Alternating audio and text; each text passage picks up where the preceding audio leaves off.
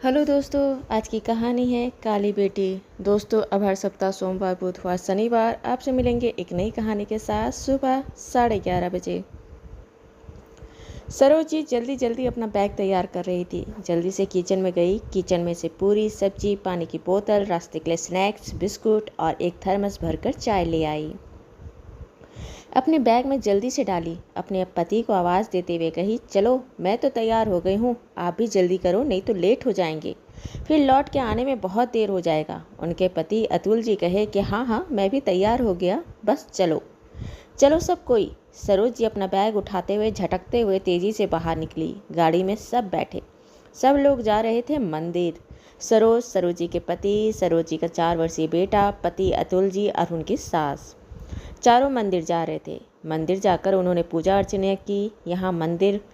यह मंदिर वहाँ का बहुत जाना माना और सिद्ध मंदिर माना जाता था। कहते हैं कि यहाँ पर कोई भी मन्नत मांगो वह पूरा होता ही है। ऐसा कभी होता ही नहीं कि यहाँ पर कोई अपना मन्नत मांगे और वह पूर्ण ना हो। सबने पूजा अर्चना की। हंसी खुशी राजी खुशी से सब बाहर में घूमे, फिर घर आए।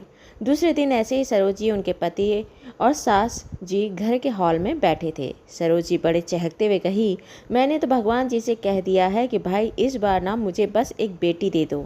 एक बेटा तो आपने दे ही दिया है, एक बेटी दे दो तो मेरा पूरा परिवार पूरा हो जाएगा। मुझे बेटी का बहुत शौक है। अतुल जी जो वहाँ पर बैठे थे उनके कान खड़े हो गए। बोले, यह क्या, तूने मांगा भी तो क्या मांगा? बेटी अगर तेरी जैसी बेटी हो जाएगी तो सोचो उसकी शादी करने में कितना दिक्कत आएगी। सरोज जी की सास ने कहा कि सब लोग जाते हैं बेटा मांगने के लिए और यह गई है बेटी मांगने के लिए। मांगना है भगवान से तो कुछ अच्छा मांगो, यह क्या मांग लिया। जब दोनों माँ बेटे ने अपनी मन की भड़ास निकाल ली तो सरोज जी अपने पति की तरफ देखते हुए कही कि बेटी मांग ली तो क्या बुरा है, और कहते हो कि तुम्हारी जैसी काली बेटी हो जाएगी तो उसकी शादी करने में दिक्कत है। मैं देखो कितनी गहरी और सांवली रंग की हूँ। मेरा पति तो बहुत हीरो जैसा मिला, एकदम गोरा चिकना लंबा चौड़ा, बिल्कुल हीरो जैसा मिला तो मेरी किस्मत थी। अगर मेरी बेटी काली होगी और उसके किस्मत में भी हीरो जैसा ही दूल्हा लिखा होगा तो उसे भी मिलेगा।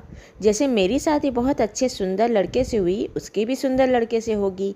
माँ बाप बच्चे को जन्म देते हैं, भाग्य बच्चा अपना खुद लेकर आता है।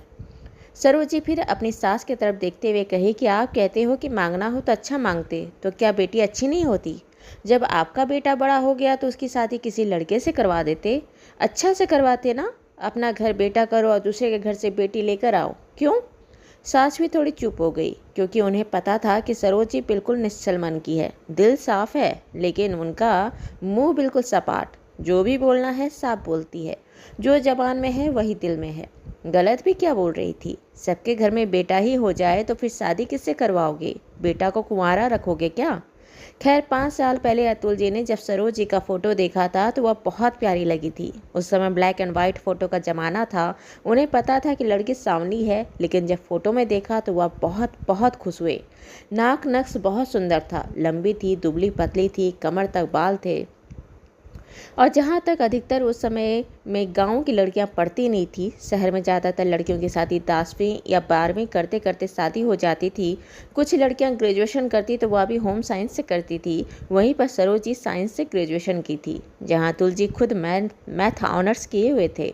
उन्हें जब पता चला कि लड़की साइंस से ग्रेजुएशन की है तो वह तो और मोहित हो गए। सोचो लड़की में कितना जिगर होगा और कितना तेज होगी जो साइंस लेकर ग्रेजुएशन की है। जहाँ पर लड़कियाँ अकेले रहने से घबराती है, वहीं पर वह लड़कों के पूरे क्लास में अकेली लड़की होकर पढ़ाई पूरी की है। उनका मन तो इसी बात पर मोहित हो गया था। जब वह सरोज जी को देखने के लिए गए तो सरोज जी का नाक नक्श बहुत सुंदर था, देखने में भी आकर्षित थी।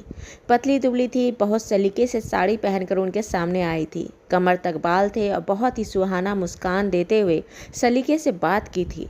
अतुल जी मोहित हो गए, जबकि अतुल जी खुद 6 फीट लंबे चौड़े थे, बिल्कुल गोरे थे। कोई भी उन्हें एक बार देखे तो मोहित हो जाता। लेकिन वही अतुल जी अपने लिए सरोज जी को पसंद किए, जो सांवली थी, गहरे रंग की थी।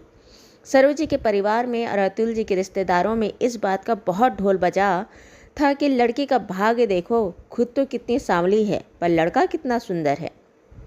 लड़का कितना सुंदर है, लड़की के तो भाग्य खुल गए, लड़की तो किस्मत वाली है। ऐसे जब हजारों बातें हुई, जब सरोज जी को पहला बेटा हुआ तो सबने बेटे को देखकर कहा, शुक्र है गोरा हुआ है, शुक्र है चेहरा बाप पर गया है, शुक्र है रंग भी बाप पर है। फिर कोई कहता, ऐसे लड़के सांवले भी हों तो अच्छे लगते हैं, सुंदर लगते हैं, कृष्णा जी का रंग है। लड़कों पर तो सांवला रंग खिलता है, लेकिन लड़की हो तो उसे गोरी ही होनी चाहिए, लड़कियां सुंदर ही अच्छी लगती है। इसलिए जब सरोज जी ने अपनी दूसरी औलाद में बेटे के लिए भगवान से मन्नत मांगी तो सबका यही दिमाग था, कहीं तेरे जैसा रंग की हो गई तो उसकी शादी कैसे होगी। और जब भी कोई उससे यह बात कहता तो सरोज जी एक ही बात कहती, जब मेरे सांवले जैसे रंग की लड़की को इतना सुंदर हीरो जैसा लड़का मिला तो मेरी बेटी का भाग्य में भी होगा तो उसको भी हीरो जैसा लड़का मिलेगा। यह तो भाग्य की बात है, या तो ऊपर वाले ने किस्मत में पहले से लिख दिया है।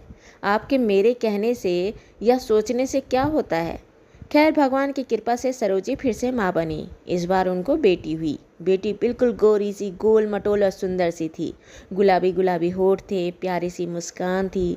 ऐसे अतुल जी को बेटी ज़्यादा पसंद नहीं थी, लेकिन जब बेटी हो ही गई है तो क्या कर सकते हैं। जब पहली झलक में हॉस्पिटल में अपनी बेटी को देखे तो उनके मुंह में सबसे पहले बात यही निकला, यह तो गोरी है। और सरोज जी ने वहीं पर उनको ताना मारा। मन को शांति मिल गई ना कि बेटी गोरी है, अब तो लड़का ढूंढने में दिक्कत नहीं आएगी ना। अतुल जी क्या बोलते, बेटी को गोद में उठाकर उन्हें बस प्यार करने लगे।